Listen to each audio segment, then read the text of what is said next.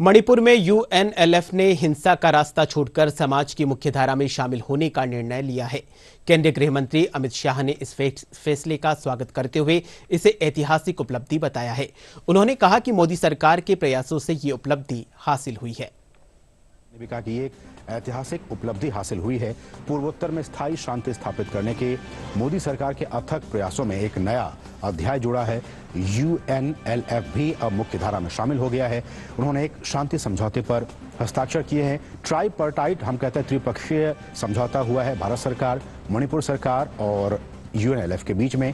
और ये जो घाटी स्थित सबसे पुराना ये सशस्त्र समूह है, 1964 में इसकी स्थापना हुई थी। आप समझ सकते हैं कि बीते 6 दशकों से ये असामाजिक तत्वों में ये संगठन लिप्त था, लेकिन अब दबाव की वजह से और केंद्र सरकार की तमाम नीतियों की वजह से अब ये मुख्यधारा में शामिल हो गया है। और इसी के लिए गृह मंत्री ने कहा कि शांति और प्रगति के पथ पर वो आगे बढ़ें। उनकी इस यात्रा के लिए उन्होंने शुभकामनाएं दी हैं।